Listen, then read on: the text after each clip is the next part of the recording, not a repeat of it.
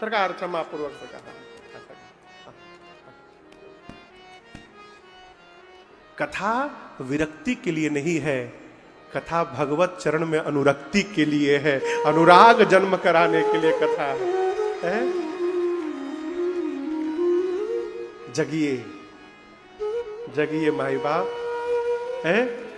मानो तू है मुसाफिर,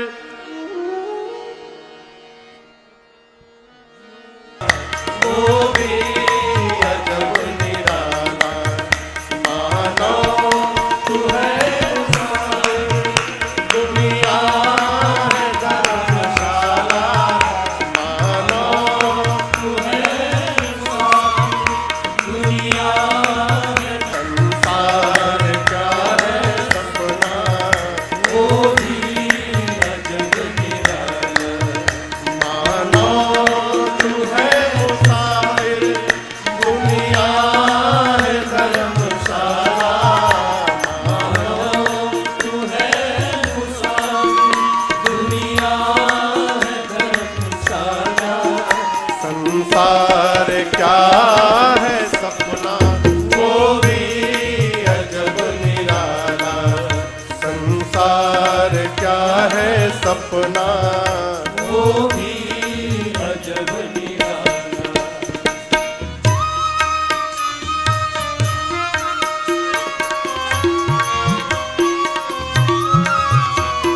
कब तक रहिएगा? बतिया समझ में आ रही है? इससे उससे लड़ने में कौड़ी के मोल तूने इस हीरे को बेच डाला। संसार क्या है सपना, वो भी अजब निराला। लक्ष्मण जी बोले, निषाद जी आप जिनके लिए रो रहे हैं, ये राम जी जीव नहीं है, राम जी ब्रह्म है। कौन है? जोर से बोलिए। लक्ष्मण जी ने स्पष्ट बता दिया, राम ब्रह्म परमार्थ रूपा। और आपसे एक बात कहे निषाद जी, राम जी के चरण में मनसा वाचा कर्मणा प्रेम करना, यही जीवन का असली परमार्थ है। सखा परम परमार्थ एहू, मन क्रम बचन राम पद नेहू। लक्ष्मण जी ने राम जी का पूर्ण परिचय दिया निषाद राजगुह से। अब यहां मेरा एक अपना प्रश्न है सरकार, एक प्रश्न है। राम जी रामावतार में जन्म लेने के बाद जब तक भगवान ने रावण को समाप्त नहीं कर दिया, तब तक राम जी कहीं भी ये प्रकट नहीं होने दिए कि मैं भगवान हूं। हमेशा छिपा के रखा अपने को सरकार, हमेशा छिपा के रखा। राम जी नहीं बोले कि मैं भगवान हूं।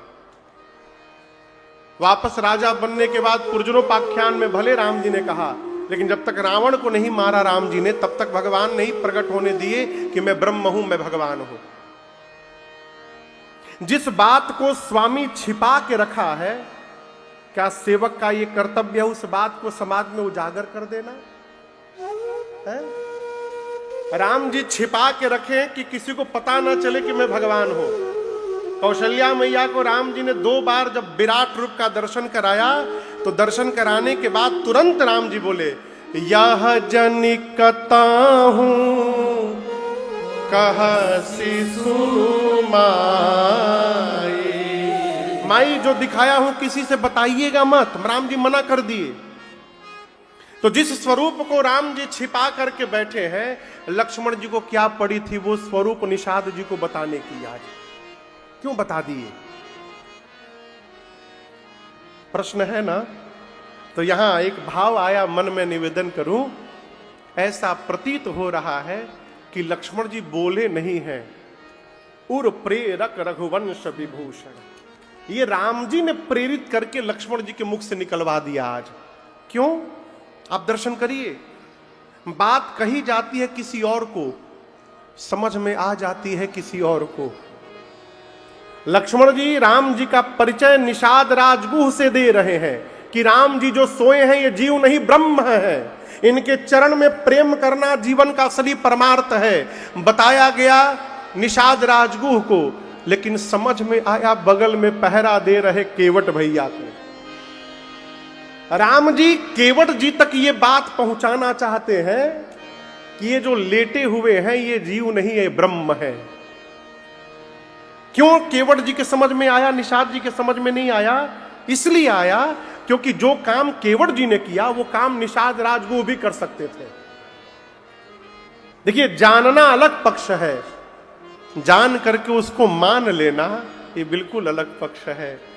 निषाद जी जाने हैं कि राम जी ब्रह्म है, इनके चरणों में प्रेम करना परमार्थ है, लेकिन बगल में पहरा दे रहे केवट भैया सुनकर जाने भी हैं और जानकर मान भी लिए हैं। इसलिए जो काम निषाद जी नहीं कर पाए वो काम केवट जी ने करके दिखा दिया, उनके सामने दिखा दिया। और इसका एक दूसरा कारण भी है, बोलूं? बुरा न मानिएगा, जीवन में जब कहीं भी जाते हैं और सामने वाला यदि बैठने के लिए कोई स्थान दे रहा है तो बैठने के पहले ये विचार करना चाहिए कि वहां पर बैठने की मेरी पात्रता है कि नहीं है। यदि बिना पात्रता के आप बैठ गए तो वही अभिमान को जागृत करा देता है। क्यों कह रहा हूं? निषाद राजगुह को राम जी ने अपना मित्र बनाया और अपने बगल में बिठाया। जब बगल में जीव बैठ जाता है ना तो उसको चरण में बैठने में कष्ट होता है। सरकार, जो बगल में बैठ जाएगा ना उसको किसी को सोफा पे बगल में बैठा के बोलिए नीचे बैठा, यही क्या दिक्कत है? गजब बेइज्जती है ये। किसी को बगल में बिठा कर कहिए नीचे बैठो, उसका चेहरा उतर जाएगा। भगवान ने, देखिए कथा का एक सूत्र मैं आपको बताऊं, सामने वाला हमको क्या समझ रहा है ये सामने वाले को समझने दिया जाए। आप अपने को क्या समझ रहे हैं इस पर टिके रहिए। समाज आपको भगवान मानता है, समाज को मानने दीजिए। आप अपने को भगवान न मान लीजिए कि हम भगवान बन गए हैं। आप यदि मान लेंगे तो समाप्त हो जाएंगे। निषाद जी भगवान के बगल में बैठ गए, इसलिए चरण तक नहीं पहुंच पाए। केवट जी सुन लिए। सवेरा हुआ, भगवान निषाद राजगुह से बरगद के वृक्ष के दूध को मंगाकर केश में लगाकर सिर पर जटाओं का मुकुट बनाए। ये मुकुट बन गया, ये बजाना अभी, ये मुकुट बना भगवान का। मुकुट बनाए। सुमंत जी ने निवेदन किया, प्रभु पिताश्री ने आज्ञा दी है 4 दिन वन दिखाकर वापस ले आना।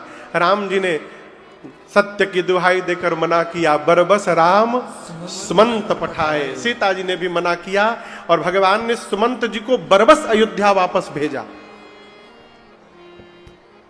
इसके बाद भगवान गंगा तट पर गंगा जी को पार करने के लिए आए। आपको बताऊं, जो केवट भैया हैं ये सवेरे होते निषाद जी के पास गए थे।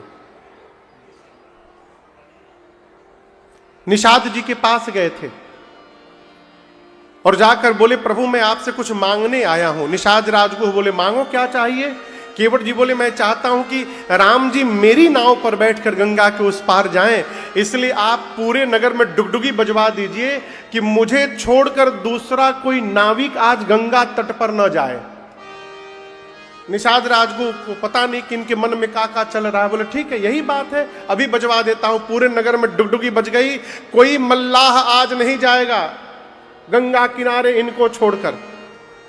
केवट जी नाव ले गए, नाव पर बैठे, किनारे से खोले और नाव को बीच नदी में ले जाके गंगा में खड़ा कर दिए।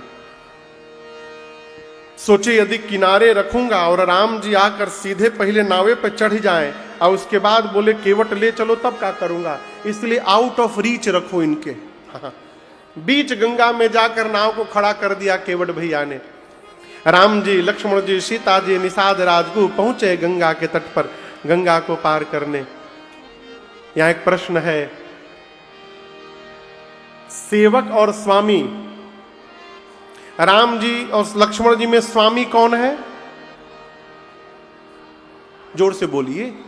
राम जी। सेवक कौन है? लक्ष्मण जी। स्वामी और सेवक कहीं जा रहे हो तो गाड़ी की व्यवस्था स्वामी करेगा कि सेवक करेगा? सेवक करेगा। तो केवट जी से नाव किसको मांगनी चाहिए, राम जी को कि लक्ष्मण जी को? जोर से बोलिए। राम जी काहे मांग लिए? नियम से तो लक्ष्मण जी को नाव मांगनी चाहिए ना, राम जी क्यों मांग लिए? वस्तुतः मांगने लक्ष्मण जी ही जा रहे थे, लेकिन आपको बताऊं, राम जी अंतर्यामी हैं। राम जी जानते हैं कि आज केवट जी नाव लेकर आने वाले नहीं है, मना कर देंगे। और राम जी अपने भाई साहब को भी जानते हैं कि कितना हाई टेम्पर के आदमी है, इनको ना सुनने की आदत नहीं है।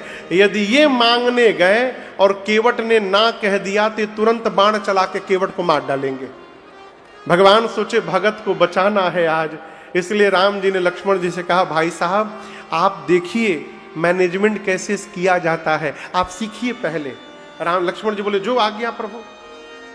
और आप दर्शन करिए, जो भगवान पूरे जगत को प्रदान करते हैं, वो राम जी केवट जी के सामने जाकर बाबा कहते हैं, एज मांगे नावना केवट आना, मांगी नावना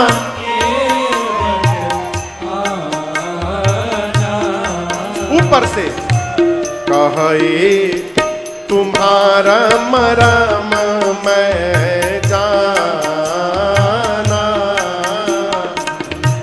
कहे तुम्हारा मरम मैं जाना, चरण कमला रज कहूँ सब कहे,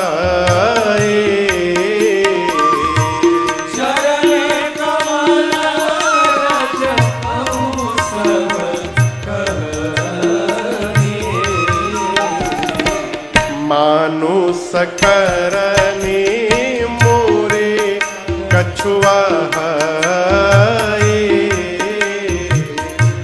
मानुष करनी मोरे कछुआ है। मैंने सुना है छुअता शिला भई नारे सुहाए,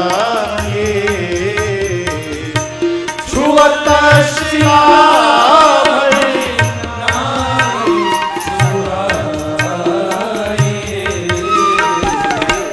पाहन ते ना काट कठिनाई, पाहन ते ना काट कठिनाई, तरनी मुनि घरनी होए जाए, तरनी मुनि घरनी होए जाए। हे प्रभु बाट परए मोरी नाव उड़ाए, बाट परए मोरी नाव उड़ाए। राम जी एहि प्रतिपालो सब परिवार, एहि प्रतिपालो सब परिवार, नहीं जानो कछु और कबारो, नहीं जानो कछु और कबारो, जो प्रभु पारवसिया चाहो, जो प्रभु पारवसिया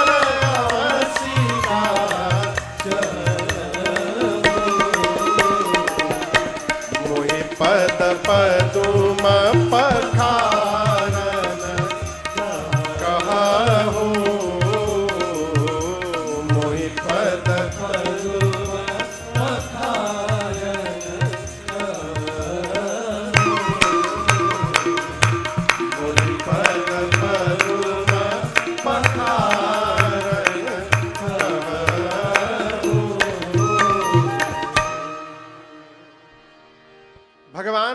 केवल एक वाक्य कहा, क्या केवट जी आप अपनी नाव यहां लाएंगे?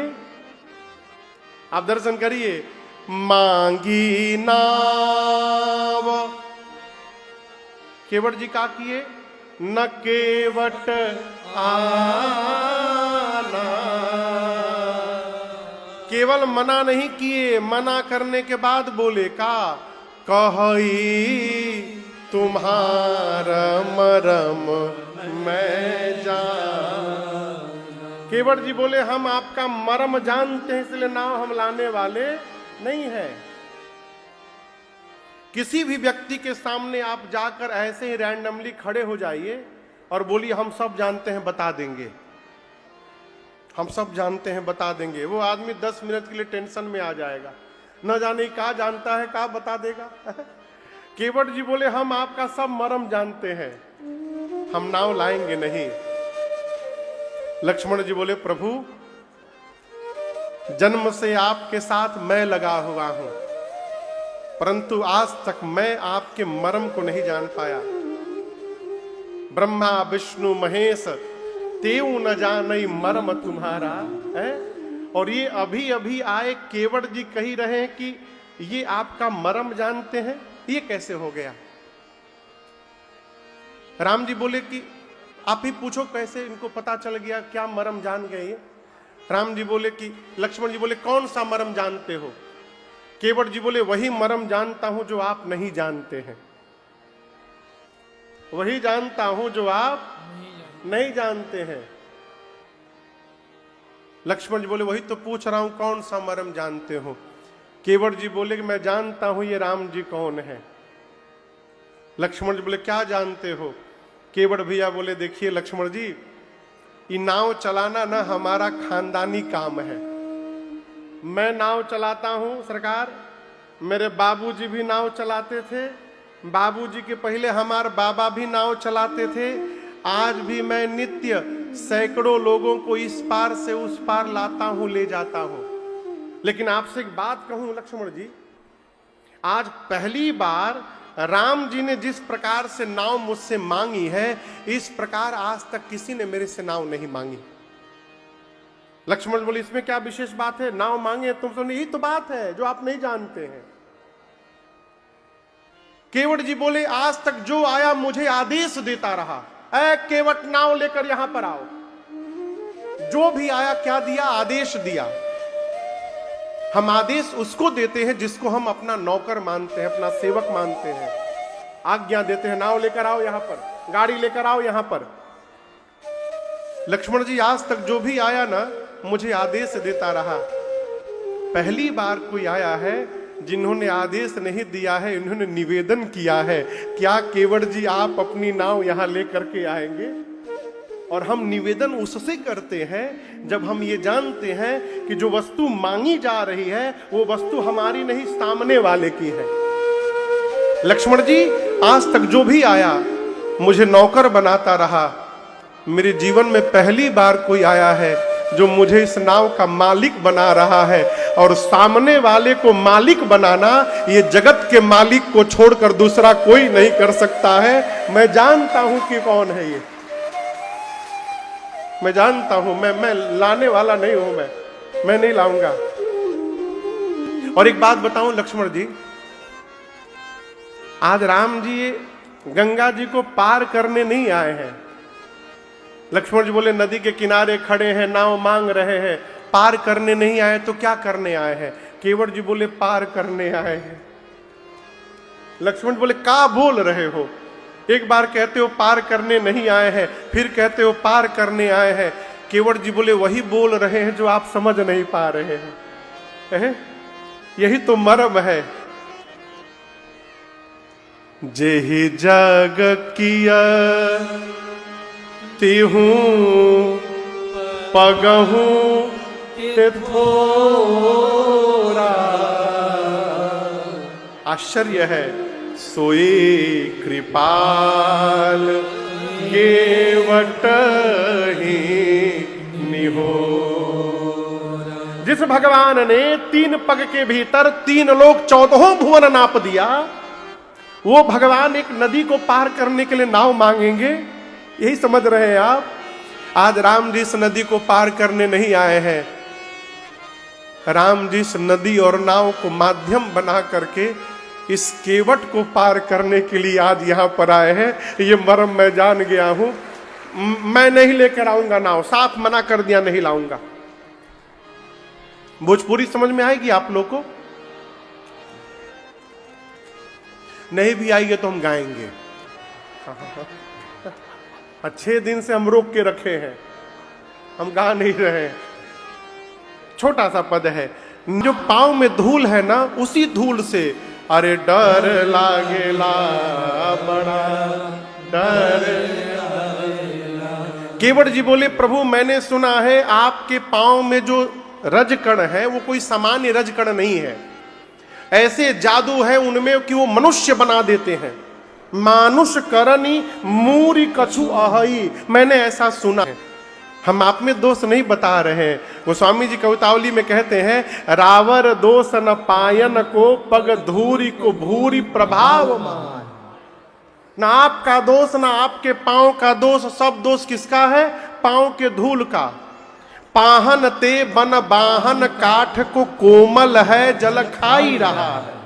अच्छा आप लोग बताइए, लकड़ी कठोर होता है कि पत्थर? हम आप लोगों से पूछ रहे हैं, और जोर से बोलिए, पत्थर।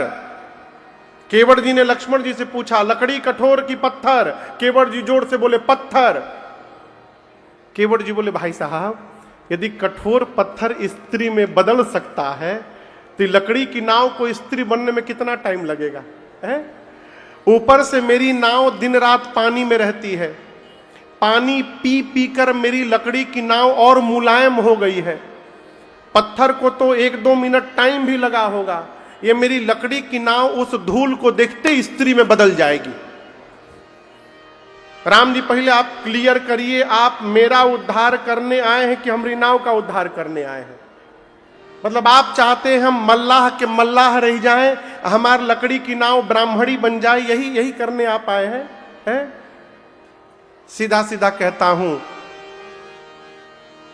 पायन पाय पखारी के नाव चढ़ाई हो आयसु होत कहा है। तुलसी सुनि केवट के बर बैना हंसे प्रभु जान की ओर हाहा के। हाहा है नहीं, हाहा के। केवट जी बोले पांव पखारूंगा, जड़ी बूटी निकालूंगा, नाव पर बिठाकर आपको गंगा के पार पहुंचाऊंगा, बताइए क्या करना है? राम जी एकदम मौन। लक्ष्मण जी बोले भैया बुरा न मानिएगा, पहली बार आपने मैनेजमेंट संभाला, फेल हो गया। मैं मांगता नाव, मना करता तो मैं बता देता। लक्ष्मण जी बोले इसीलिए तो नहीं मांगने दिया कि आप बता देते इनको। बोले प्रभु मना कर दिया। राम जी बोले कोई बात नहीं, मना भी कर दिया तो क्या हुआ, मेरा भक्त है। लक्ष्मण जी बोले मतलब जो आपकी बात न माने सब आपके भगत। राम जी बोले कौन नहीं मान रहा है मेरी बात? लक्ष्मण जी बोले पीछे देखिए, पीछे 1 घंटा पहले सुमंत जी को आप बोले थे रथ लेकर वापस अयोध्या जाइए, देखिए पेड़ के नीचे खड़े हैं, गए नहीं है, देखिए वही खड़े, देखिए उनको आप बोल रहे हैं चले जाओ, वो जा नहीं रहे हैं। इन भाई साहब सब कह रहे हैं आ जाओ आ जाओ, ये आ नहीं रहे हैं। आप जिसको कह रहे हैं वो उसका उल्टा कर रहा है। राम जी बोली बताओ, अयोध्या से चलते समय हमने आपको मना किया था ना मत चलिए, आपको सीता को दोनों को मना किया, आप दोनों मेरी बात माने, आप ही दोनों मेरी बोहनी बिगाड़े हैं घर से चलते समय।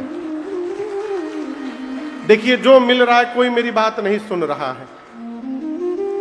केवट जी नाव लेके डोल रहे हैं, कहते हैं अरे मरम तोर जानीला हे रघुरैया, मरम तोर जानीला हे रघुरैया, गोड़ावा के धुरिया में जदुआ भरल बाटे, गोड़ावा के धुरिया में जदुआ भरल बाटे, मरम तोर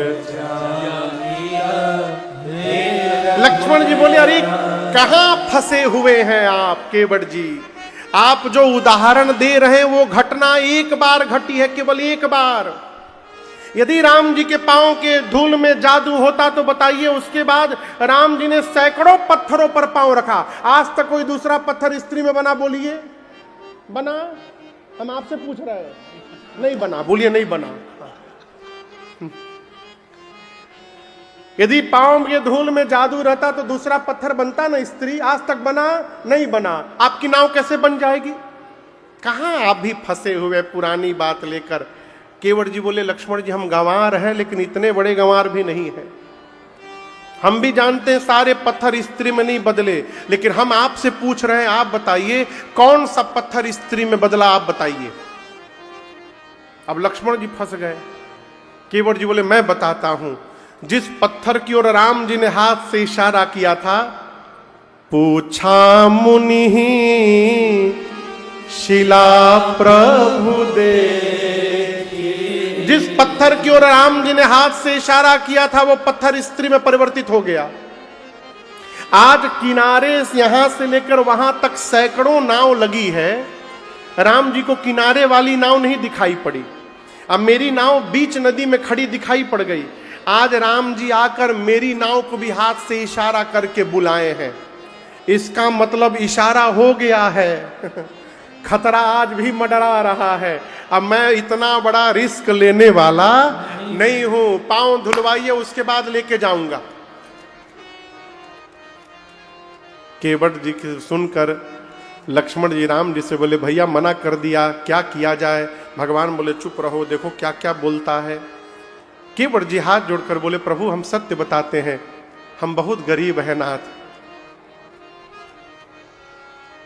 पात भरी सहरी सकल सूत वारे वारे, पात भरी सहरी सकल सूत वारे वारे, केवट के जाति कछु वेदना पढ़ाई हो, केवट के जाति कछु वेदना पढ़ाई हो, सब परिवार मेरो याही लागी राजा जू हो, सब परिवार मेरो याही लागी राजा जू हो, दीना बितहीन कैसे दूसरे गढ़ाई हो,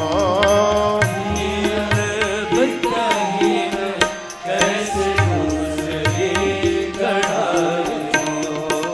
गौतम के घरनी जो तरनी तरगी मोरी, गौतम के घरनी जो तरनी तरेगी मोरी, प्रभु सो निषाद होई के बादिना बढ़ाई हो, प्रभु सो निषाद होई के बादिना बढ़ाई हो।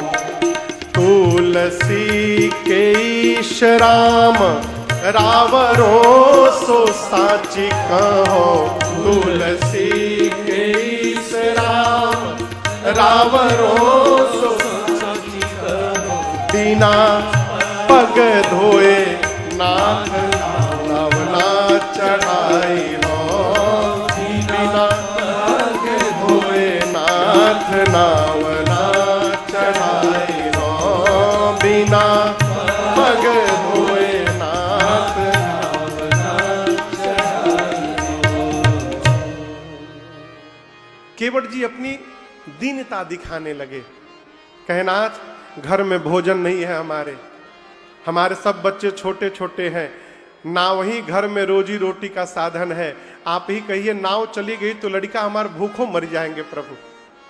और देखिए राम जी, किसी पर कितना भी अत्याचार करना चाहिए, परंतु जीवन में कभी भी किसी की रोजी रोटी के साथ खिलवाड़ नहीं करना चाहिए। राम जी, ये नाव हमारा रोजी रोटी है? हम लोग वेद पुराण भी नहीं पढ़े हैं कि नाव चली गई तो पूजा पाठ करके पेट पाल लेंगे। गरीब है, पैसा नहीं है, नाव चली गई तो दूसरी नाव कहां से बनाएंगे? आप ही बताइए। हम सुने कि जो स्त्री बनती है वो ब्राह्मणी होती है। अब आप सोचिए, हम मल्लाह, हमारी नाव ब्राह्मणी बन जाएगी, बोलेगी तुम्हारे साथ नहीं रहूंगी, अलग घर बनाओ, कपड़ा लाओ, राशन लाओ, बासन लाओ। एक जो पहले से घर में है उसका पेट तो भर ही नहीं पा रहा हूं, दूसरा दे करके क्यों झंझट में डालना चाहते हमको? प्रभु पांव धुलवा लीजिए, उसके बाद अपने आप लेके चलूंगा आपको। कहिए धो दूं? राम जी कुछ नहीं बोले, एकदम चुप। केवट जी बोले भाई ऐसे पैसेंजर से तो आज तक कभी भेंटे नहीं हुआ था हमको, पहली बार मिला जो एक बार बोल के मौन साध लिए है। केवट जी बोले यदि आपको बोलने में कष्ट है राम जी तो इशारा करिए, हम इशारा बहुत बढ़िया समझते हैं। लक्ष्मण जी बोले कैसा इशारा करे? केवट जी बोले जो सिर है ना 2 बार, बस इतना कर दे हम समझ जाएंगे। प्रभु जी भुला लीजिए। क्या कहा केवट जी ने? पांव अपना प्रभु जी धुला ले। केवट जी बोले हम कहां मना कर रहे हैं, हम तो कह रहे हैं आइए बैठिए फिर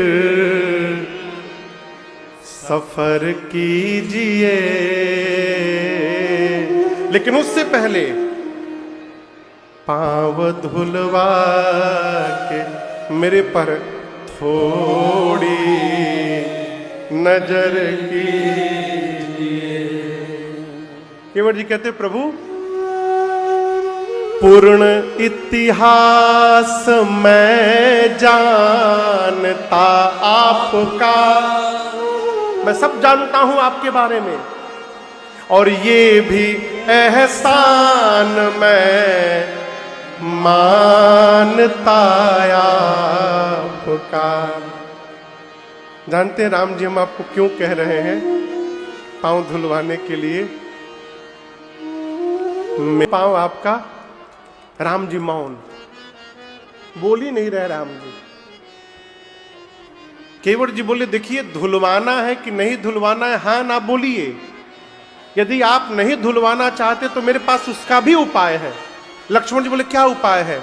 केवट जी बोले एक घाट ते थोड़ी के दूर है, कटिलाओ जलथाह दिखाई औजू। घाट के किनारे किनारे थोड़े दूर पर एक जगह मैं ऐसा जानता हूं जहां केवल कमर भर पानी है, नाव की आवश्यकता ही नहीं पड़ेगी, पैदल पैदल पार करा दूंगा, डोंट वरी। आगे आगे लाठी लेके मैं चलूंगा, आपको पीछे पीछे केवल आना है, पैदल पार। लक्ष्मण जी बोले 2 घंटा बर्बाद किए, पहले बताना चाहिए, वहीं ले चलो, वहीं ले चलो। केवट जी बोले रात में। लक्ष्मण बोले क्या मतलब रात में? बोले मैं मूर्ख हूं लेकिन इतना बड़ा मूर्ख नहीं हूं, अभी सुबह से मेरी बोहनी भी नहीं हुई है, और यदि हम आपको वहां से पैदल पार करा दें और ये बात मार्केट में लीक हो गई कि वहां कमर भर पानी है, तो बताइए कौन पैसेंजर हमारी नाव पर बैठने आएगा? सब लोग पैदल जाने लगेंगे। दिन भर वेट करिए, हम रात में लेट नहीं करेंगे, तुरंत ले चलेंगे, पैदल पार करा देंगे। केवट जी इस बात सुनकर लक्ष्मण जी बोले हम लोग वेट नहीं कर सकते। केवट जी बोले लेट किस बात की, पांव धुलवाइए, अभी पार कर देता हूं आपको। बोलिए धो लूं? भगवान मौन। अब दर्शन करिए। केवट जी अपना थोड़ा रुख बदले। अब बोले मैं तब से बोल रहा हूं पांव धोने को, सुनाई नहीं दे रहा है आपको? अब मैं बोल रहा हूं मैं आपका पांव नहीं धोऊंगा, बहुत हो गया। जिसको पार जाना होगा वो चुप्पी साधेगा।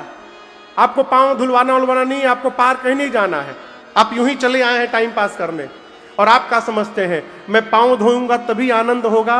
आप नहीं धुलवाइएगा तो उससे अधिक आनंद होगा। लक्ष्मण जी बोले वो कैसे?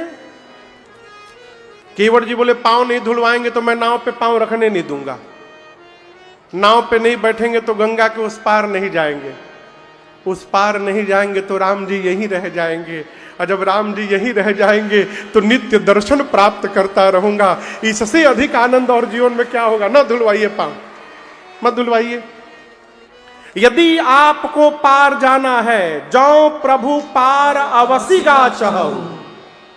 यदि आपको पार जाना है राम जी, अब तक मैं कह रहा था मैं पांव धोऊंगा, अब मैं नहीं बोलूंगा, अब आपको बोलना पड़ेगा कि मेरा पांव धो और मुझे गंगा के उस पार पहुंचाओ। फंसाया भगवान को। आप सोचिए कितनी भी श्रद्धा रखने वाला शिष्य क्यों ना हो, कौन गुरु जी शिष्य के पास जाकर बोलेंगे हमारा गोड़ धो तुम? कोई बोलेगा? केवट जी बोले राम जी से अब आपको कहना पड़ेगा मेरा पांव धो, तब मैं धोऊंगा, ऐसे मैं धोने वाला नहीं हूं। बोल के केवट जी खड़े हैं, राम जी फिर भी नहीं बोले। केवट जी परेशान, आखिर बोल क्यों नहीं रहे हैं। आपको बताऊं, अचानक उनके मन में एक बात आई केवट जी के, और भगवान के चारों तरफ ना गोल गोल घूमने लगे। लक्ष्मण जी बोले ये क्या कर रहे हैं आप? केवट जी बोले अब समझ में आया हमको, राम जी बोल क्यों नहीं रहे हैं। लक्ष्मण जी बोले कहाँ समझ लिए? बोले देखिए राम जी जो कपड़ा पहने हैं ना, इस कपड़ा में कोई पॉकेट नहीं बना है। अब पॉकेट नहीं बना है, जेब नहीं है, इसका मतलब राम जी भी ठीक मेरी तरह ही आज ठन ठन गोपाल है, इनके पास कुछ है वो नहीं, कुछ है नहीं इनके पास।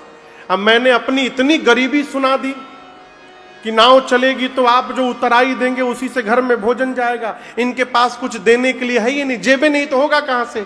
यही बात है ना, यही संकोच था ना, पहले बताना चाहिए ना आपको राम जी। चलिए अब तक मैं जो जो बोला हूं उसको भूल जाइए प्रभु, अब फिर से बोल रहा हूं, मैं आपका पांव धोऊंगा, गंगा के पार ले जाऊंगा नाव पर बिठाकर, और राम जी जैसे गंगा के उस पार पहुंचाऊंगा ना, कसम खा के कहता हूं प्रभु आपसे कुछ मांगूंगा नहीं, मैं कुछ नहीं बोलूंगा, ऐसे ही पार उतार कर चुपचाप चलाऊंगा। यदि आपको मेरे पर विश्वास ना हो ना, क्योंकि मैं बहुत गरीबी बता चुका हूं, आप विश्वास नहीं करेंगे मेरी बात पर, मैं जानता हूं।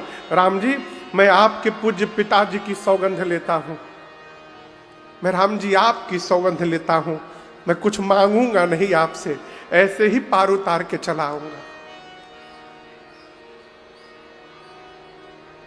केवट जी गोस्वामी जी छंद लिखते हैं, पद कमल धोई चढ़ाए नाव, ननाथ उतराई चहो, मोहि राम राउर आन, दशरथ सपथ सब साची कहो, बरु तीर मारहूं लखनु पै, जब लगी न पाय पखारी हो, तब लगी न तुलसी दास, कृपाल पार उतारी हो, तब लगी न तुलसी दास, तब लगी न तुलसी दास, तब लगी न तुलसी दास,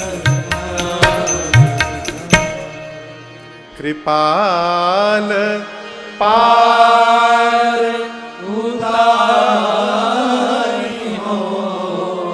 केवट जी बोले आपकी सौगंध, आपके पिताजी की सौगंध। जैसे केवट भैया ने राम जी और दशरथ जी की सौगंध ली, लक्ष्मण जी आग बबूला हो गए, निकाल लिए बाण, धनुष पर चढ़ाकर तान दिए, मार डालूंगा तुमको मैं। केवट जी बोले क्या अद्भुत दृश्य है, वाह। बड़ा भाई हाथ फैलाकर मांग रहा है और छोटा भाई बाण निकालकर डरा रहा है। लक्ष्मण जी आपको क्या लग रहा है, आप मारेंगे तो मैं मर जाऊंगा? मैं मरने वाला नहीं हूं। लक्ष्मण जी बोले असली बाण है, मर जाओगे तुम। केवट जी बोले आप नहीं समझ रहे हैं, मैंने सुना है मरते समय आपके भैया का नाम यदि मुख पर आ जाता है तो जीव मुक्त हो जाता है। आप मुझे बाण मारिएगा मैं मरूंगा, लेकिन आज मेरे मरते समय नाम नहीं रहेगा आपके भैया का। मेरी आंखों के सामने साक्षात राम जी खड़े हैं, ऐसी मृत्यु किसी को नहीं मिलेगी संसार में। तुरंत मारिए, तुरंत मारिए, मैं तैयार हूं। और एक बात बोलूं, मैंने सुना है कि मरते समय मुंह में गंगा जल दिया जाता है। हमारे घर वाले तो यहां है नहीं, आप सोचेंगे इसके मुंह में गंगा जल कौन देगा। आप टेंशन फ्री रहिए, आप तुरंत बाण मारिए। जैसे बाण लगेगा बगले में गंगा जी हैं, हम सीधे गंगा जी में ही कूदेंगे और एक दो बूंद नहीं लक्ष्मण जी, तब तक गंगा जल पीऊंगा जब तक प्राण न निकल जाए शरीर से। मुझे पता है आपके भैया दयालु हैं, मेरे मरने के बाद मेरी अंतिम संस्कार तक तो राम जी रुकेंगे ही यहां पर। आप सोचिए ना, एक तरफ गंगा रहेंगी, एक तरफ राम रहेंगे और दोनों के बीच में इस केवट की चिता सजाई जाएगी। ऐसी मृत्यु पूरी धरती पर किसी को नहीं मिला होगा। अभी मारिए, मैं मरने को तैयार हूं। लक्ष्मण जी राम जी से बोले भैया ये तो बड़ा ज्ञानी है, तब से मूर्ख मूर्ख कह रहा था, ये मारने लायक नहीं है। लक्ष्मण जी बाण पीछे रख लिए। केवट भैया बोले प्रभु मरना स्वीकार है, परंतु जब तक पांव नहीं धोऊंगा तब तक नाव पर पांव रखने नहीं दूंगा मैं।